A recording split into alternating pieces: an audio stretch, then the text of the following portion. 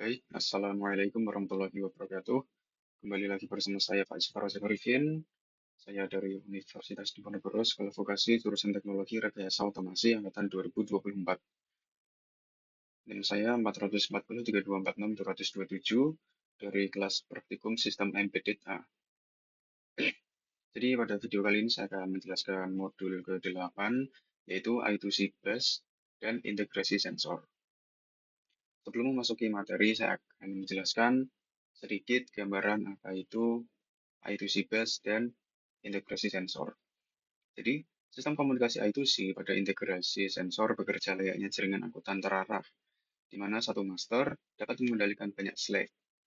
Secara bergantian hanya melalui dua jalur kabel utama, yaitu SDA untuk pertukaran data dengan setengah duplex atau half duplex, dan STL sebagai penentu detak waktu atau clock sinkronisasi.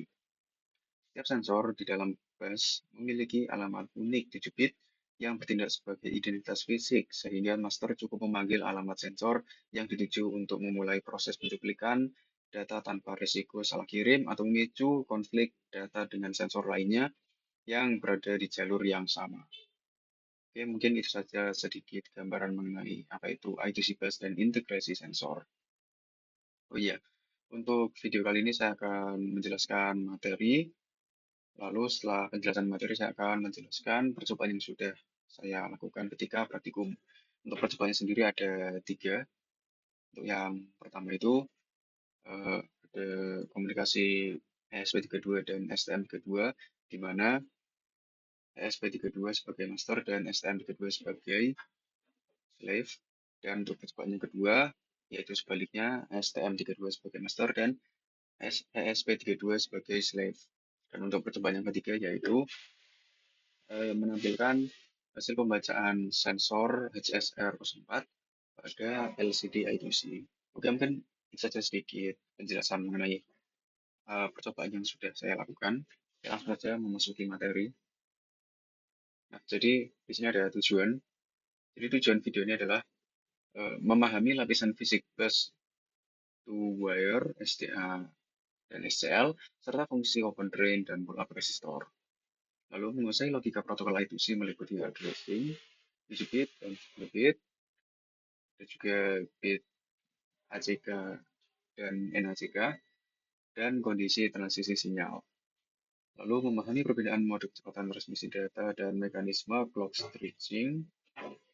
Kemudian menguasai implementasi I2C pada framework ASP.IDF dan HAL. Lalu mampu menerapkan strategi error recovery dan manajemen bus pada sistem multi-master. Dan yang terakhir, mampu menganalisis kapasitas penyimpanan log pada eksternal EEPROM secara tepat.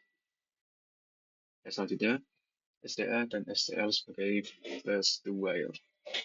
Jadi komunikasi I2C adalah standar bus serial sinkron setengah duplex atau half duplex yang dirancang secara khusus untuk menghubungkan berbagai peripheral berkecepatan rendah menggunakan dua jalur listrik utama, yaitu SDA atau serial data untuk mengalirkan paket alamat dan data secara dua arah, serta SCL atau serial clock sebagai pemandu waktu sinkronisasi yang dikendalikan sepenuhnya oleh master, di mana seluruh perangkat dalam jaringan berbagi kabel yang sama secara paralel sehingga mampu menghemat konsumsi pin mikrokontroler secara signifikan serta menyederhanakan tata letak sirkuit pada papan PCB. Selanjutnya, open drain dan fungsi pull-up resistor. Lapisan fisik bus I2C menggunakan konfigurasi output open drain di mana pin perangkat hanya bisa menarik tegangan di kondisi low atau membiarkannya mengambang. Sehingga arsitektur ini mutlak membutuhkan resistor pull-up eksternal ke VCC yang nilainya harus dihitung secara presisi berdasarkan batas minimum. Nah, untuk rumusnya sendiri yaitu R min sama dengan VCC min VOL per IOL. Nah, hal ini digunakan untuk mencegah kerusakan arus berlebih dan batas maksimumnya yaitu R max sama dengan TR per 0,8473 dikali JB. Nah, ini guna mengompensasi waktu naik sinyal atau rise time akibat adanya efek kapasitansi parasitik total jalur bus atau JB. Ya, selanjutnya, address to bit dan konsep 10 bit addressing. Every slave dalam jaringan I2C wajib memiliki identitas unik melalui skema pengalamatan standar address 7 bit atau skema lanjutan 10 bit addressing untuk sistem kompleks di mana alamat ini dikirimkan oleh master sebagai bit pertama setelah kondisi start dan selalu diikuti oleh bit ke-8 berupa bit petunjuk arah read dan write untuk menentukan apakah master ingin mengirimkan data atau meminta data dari slave. Sehingga format penulisan alamat pada software seringkali digeser satu bit ke kiri untuk memberikan ruang bagi bit arah tersebut. Selanjutnya, ACK dan NACK pada bit ke-9. Jadi protokol I2C merupakan validasi pengiriman data secara berkala pada bit ke-9 menggunakan mekanisme ACK atau NACK di mana setelah transfer data 8 bit selesai, penerima harus menarik jalur SDA ke posisi low sebagai tanda ACK bahwa data sukses diterima dengan sempurna atau membiarkan SDA tetap high sebagai tanda NACK yang menandakan bahwa perangkat tujuan sedang sibuk. Salah mengenali alamat register mengalami kegagalan internal state machine atau digunakan oleh master sebagai instruksi penanda untuk menghentikan akhir dari rangkaian siklus pembacaan data kontinu. Selanjutnya, start stop dan repeat start. Master memiliki kendali penuh untuk mengatur kepemilikan bus melalui manipulasi transisi logika sinyal secara dinamis pada saat jalur STL ditekan dalam kondisi high, yaitu kondisi start saat SDA berubah dari high ke low, kondisi stop saat SDA berubah dari low ke high untuk membebaskan bus kembali ke status idle, serta repeat start di mana master sengaja membangkitkan kondisi start baru tanpa mengirim sinyal stop terlebih dahulu untuk mengubah mode operasi dari menulis alamat register menjadi membaca isi register tanpa harus kehilangan hak eksklusif kepemilikan bus dari interupsi master lain. Selanjutnya speed mode. Speed mode ada 100.000 Hz, 400.000 Hz, 1 MHz, dan 3,4 MHz.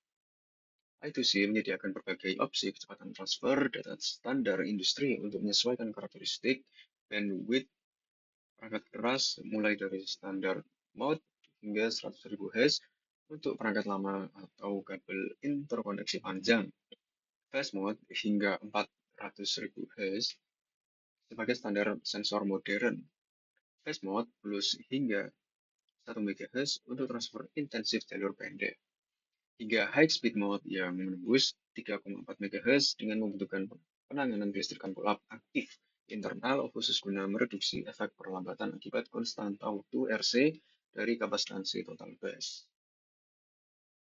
Selanjutnya, clock stretching.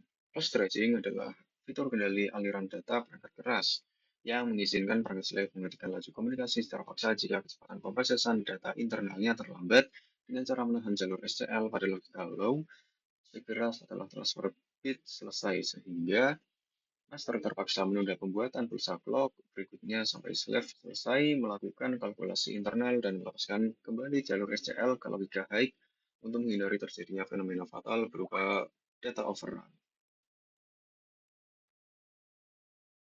Selanjutnya, ESP32, ESP-IDF, GPIO Matrix, internal RTC, dan SNTP.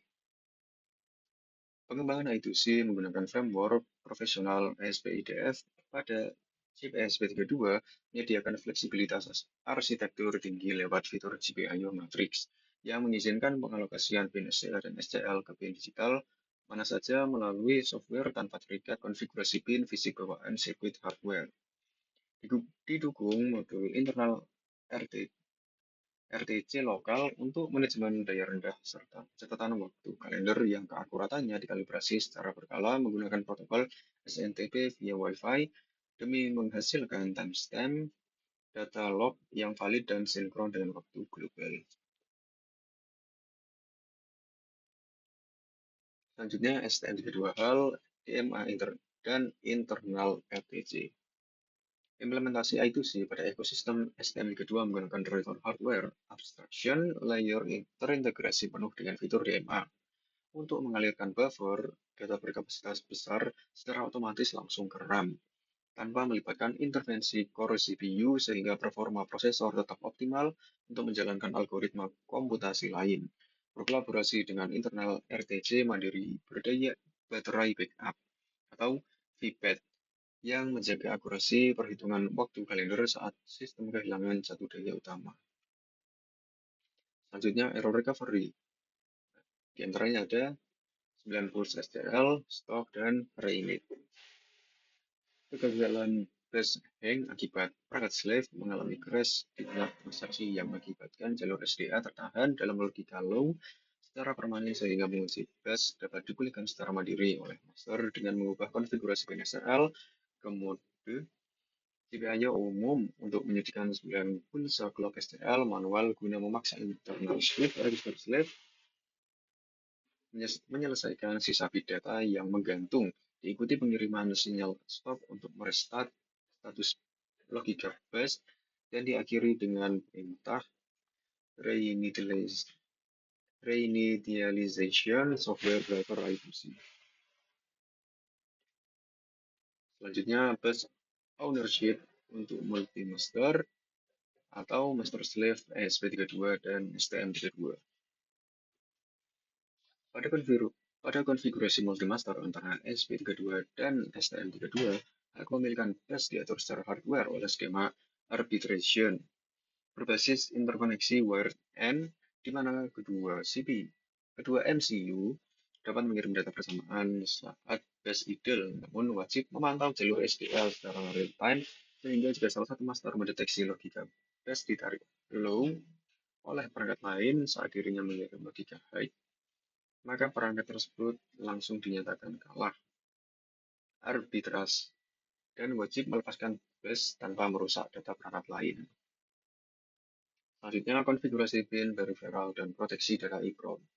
Integrasi chip EEPROM eksternal pada sirkuit logger menuntut pemahaman konfigurasi pin perangkat keras, menunjang seperti pin A0, A1, dan A2 yang berfungsi untuk menentukan nilai pin alamat dasar perangkat keras, agar pengembang dapat mengkaskade hingga 8 chip memori sejenis dalam satu bus I2C yang sama, serta manajemen pin write protect yang wajib dikendalikan secara ketat lewat GPIO microcontroller agar ditarik ke logika high guna mengunci seluruh blok memori dari risiko ketidaksengajaan korupsi data saat terjadi ketidakstabilan tegangan dan hanya ditarik ke logika low sewaktu task logger diizinkan melakukan siklus penulisan. Selanjutnya, manajemen penulisan halaman EEPROM atau page boundary. Proses penulisan data pada chip EEPROM eksternal memiliki batasan arsitektur fisik yang disebut dengan ukuran halaman memori atau base size write buffer, di mana jika master melakukan operasi penulisan berurutan secara masif melewati batas halaman tersebut tanpa memberikan jeda waktu tunggu internal penulisan memori sebesar 5 milidetik, maka penunjuk alamat register internal chip akan otomatis berputar kembali ke titik awal halaman yang sama, sehingga berakibat pada tertimpanya data lama dan memicu korupsi data log baru secara lancar. Selanjutnya, analisis kapasitas memori eksternal data logger. Dalam desain data logger, dengan ukuran record log fix sebesar 16 bit, penggunaan chip EEPROM AT24C32 berkapasitas 4 KB hanya mampu menyimpan maksimal 240 record setelah dikurangi ruang alokasi metadata sistem yang kritis. Sedangkan jika sirkuit ditingkatkan memakai chip 24LC256 berkapasitas 32 KB, sistem dapat menampung hingga 2000 record secara aman, sehingga target spesifikasi penyimpanan sebanyak 1000 record adalah tidak valid untuk AT24C32, tetapi sangat valid untuk 24LC256. Selanjutnya, integrasi project dan troubleshooting. Tahap finalisasi integrasi fokus pada penanganan anomali dengan memanfaatkan logic analyzer atau osiloskop untuk memverifikasi pulsa I2C, mendeteksi efek distorsi gelombang akibat ketidaksesuaian nilai resistor pull up, mengoptimalkan alokasi prioritas interupsi pada kernel RTOS untuk mencegah flash contention, serta memastikan firmware pemulihan kesalahan otomatis tertanam sempurna agar seluruh sistem data logger memiliki tingkat resiliensi tinggi di lingkungan industri. Nah, sebelum memasuki kesimpulan, saya akan menjelaskan mengenai percobaan yang sudah saya lakukan ketika praktikum. Kita memasuki percobaan yang pertama. Jadi di sini ada programnya ya, seperti yang sudah saya sampaikan pada awal video tadi. Jadi di sini ada komunikasi ESP32 dan STM32, di mana ESP32-nya sebagai master dan STM32 sebagai slave. Nah, untuk program ESP32-nya kurang lebih seperti ini ya. Oh iya, di sini juga menggunakan LCD 16x2, di mana nanti hasil komunikasi antar ESP32 dan STM32 nanti akan ditampilkan pada LCD 16x2. Nah, kurang lebih seperti ini ya. Nah, untuk pin SPI CS-nya sendiri ada pada pin 5 di ESP32. Nah, keseluruhan kurang lebih seperti ini. Ini untuk program ESP32 sebagai master. Selanjutnya, ada program STM32 sebagai slave. Nah, untuk ini, ada keterangannya di sini ya. Di sini ada PA4, di sini untuk CS, dan PA5 untuk STK, PA7 untuk MOSI, dan PA6 untuk MISO.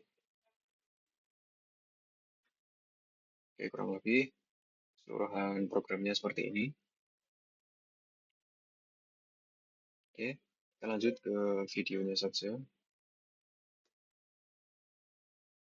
Nah, ini ada tugas pada papan tulis. Nah, ini untuk programnya yang sudah saya berikan barusan. Nah, di sini ada serial monitornya setelah melakukan upload. Nah, di sini untuk komponennya sendiri ada ESP32 dan STM32 serta LCD 16x2. Dan di sini juga ada kabel jumper serta kabel USB untuk ke ESP32 serta kabel SD-Link untuk ke STM32. Nah, setelah upload berhasil, nanti pada serial monitor dan LCD 16x2 akan menampilkan ini TX itu misal teks yang ingin dikirim lalu dibaca kembali oleh master. Nah, nantinya teks ini TX ini akan mengirimkan teks berupa tulisan otomasi ini dan nantinya akan ditampilkan pada kolom RX. Nah, di sini ya tertampil tulisan otomasi. Nah, untuk di sini ini adalah angka pembacaan data secara real time dalam satuan waktu ya. Di sini adalah detik ke 89, 90, kurang lebih seperti itu. Nah, di sini untuk LCD-nya sendiri dihubungkan ke sisi master. Kurang lebih seperti itu. Nah, ini juga ada kolom chat AI untuk melakukan prompt. Ya, kurang lebih seperti ini untuk percobaan yang pertama. Oke, kita lanjut ke percobaan yang kedua. Di sini saya close folder terlebih dahulu dan saya open folder untuk percobaan yang kedua.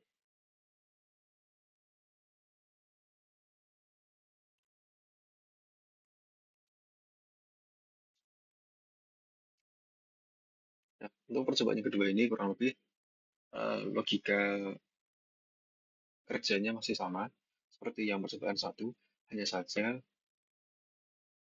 kali ini STM32 lah yang sebagai master, sedangkan ESP32 sebagai slave.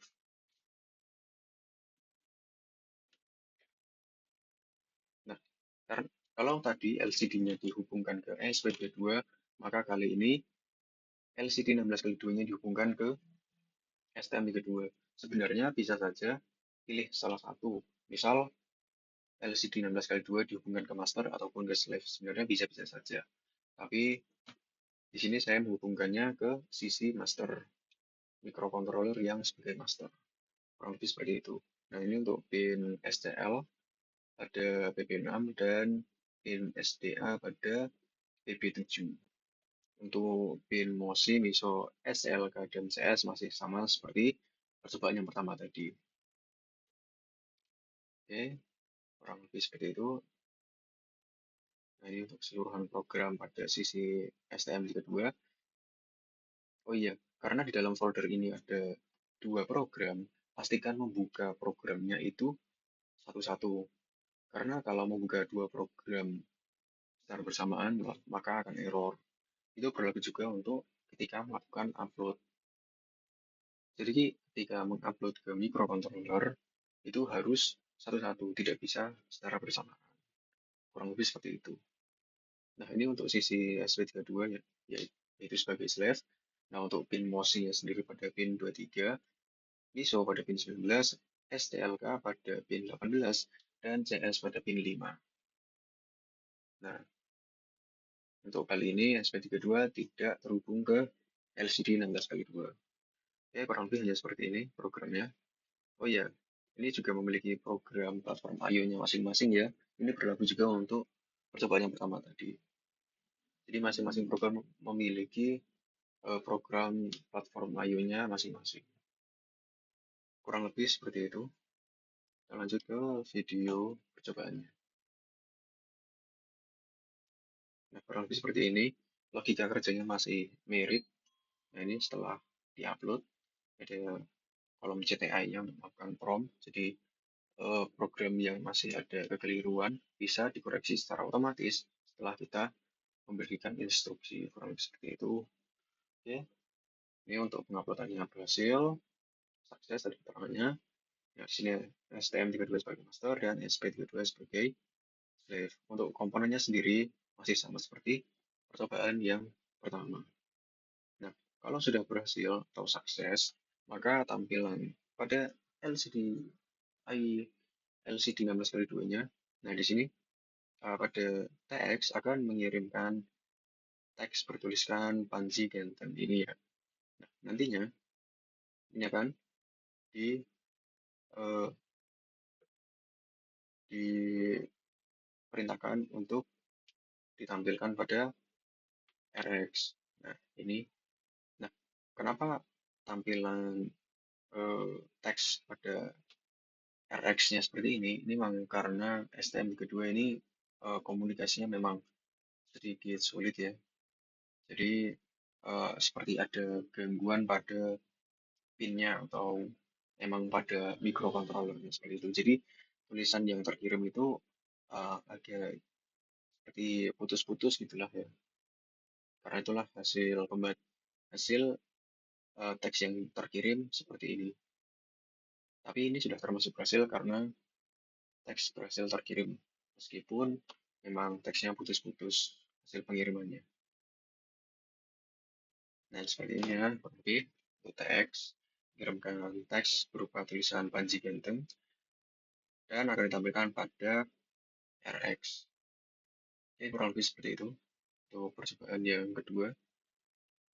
Kita lanjut ke percobaan yang ketiga.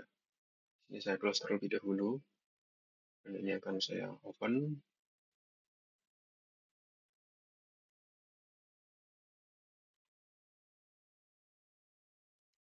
Nah, ini untuk percobaan yang ketiga, sudah saya jelaskan di awal tadi. Di sini hanya sekedar menampilkan hasil pembacaan sensor pada LCD 16x2. Nah, untuk pin sensor HCSR 04-nya, pin triknya pada pin 5, pin echo-nya pada pin 18. Oke, kurang lebih seperti ini untuk programnya sendiri. Oh ya, di sini menggunakan metode moving average agar hasil pembacaan sensornya lebih stabil ya. Jadi nanti pada serial monitor akan menampilkan eh, dua data, yaitu data mentah serta data setelah melewati metode moving average. Kurang lebih seperti itu. Oke, untuk keseluruhan program seperti ini, untuk program platform I/O-nya, kita lanjut ke video percobaan. Nah, jadi di sini setelah berhasil terupload, Nah, di sini untuk komponennya sendiri menggunakan SP32, sensor HCSR 04, dan LCD 16x2, serta kabel jumper dan kabel USB untuk melakukan upload. Nah, setelah berhasil terupload, di sini akan menampilkan hasil pembacaan dari sensor. Nah, ini untuk hasil pembacaan sensornya sendiri akan berubah secara real time ya, mengikuti kondisi dari jarak benda dengan sensor. Nah, ini akan mengikuti jarak yang terbaca. Nah, untuk serial monitornya sendiri akan menampilkan dua data mentah. Maaf, menampilkan dua data yaitu data mentah dan data moving average atau data yang sudah distabilkan hasil pembacaannya. Nah, kenapa perlu metode moving average? Karena data mentah itu hasilnya memang kurang stabil, pembacaannya terlalu berantakan, kurang lebih seperti itu karena itulah perlu metode moving average untuk menstabilkan hasil pembacaan. Oke, kurang lebih seperti itu untuk penjelasan ketiga percobaan. Kita kembali ke PPT. Nah, sebelum menjelaskan kesimpulan, saya akan menjelaskan sedikit tantangan dan tantangan yang saya hadapi dan bagaimana solusinya. Nah, jadi tantangan yang dihadapi pada implementasi I2C kali ini adalah fenomena bus yang hang akibat gangguan tegangan yang membuat sensor crash dan mengunci jalur SDA dalam kondisi low secara permanen, serta adanya efek kapasitansi parasitik kabel panjang yang mendistorsi bentuk gelombang digital dan memicu korupsi data. Solusi mutakhir untuk mengatasi kendala ini adalah dengan menerapkan algoritma error recovery pada master berupa penyuntikan 90 SCL manual melalui software guna memaksa sensor melepas kuncian jalur SDA menurunkan nilai resistor pull up ke batas minimum demi mempercepat waktu naik atau rise time serta wajib memodifikasi kode program agar memecah penulisan data sesuai batasan halaman fisik memori dengan jeda waktu minimal 5 milidetik untuk mencegah terjadinya tumpang tindih data. Ini kurang lebih seperti itu ya untuk tantangan dan solusinya. Oke, lanjut ke kesimpulannya.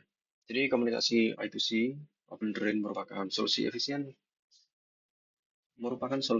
untuk interkoneksi multiprosesor antara SP32 dan STM32 dengan pin minimal di mana keandalan jangka panjang pencatatan log data ditentukan oleh kalkulasi memori eksternal yang tepat seperti penggunaan chip 24LC256 yang valid memenuhi target di atas 1000 record dibanding chip AT24C32 yang terbatas maksimal 240 record setelah dikurangi alokasi metadata serta kesiapan desain firmware dalam mengintegrasikan sinkronisasi waktu SNTP dan menyediakan algoritma proteksi otomatis berupa penanganan clock stretching, manajemen patch boundary, dan pemulihan 90 SCL untuk mengatasi fenomena flash hang secara mandiri.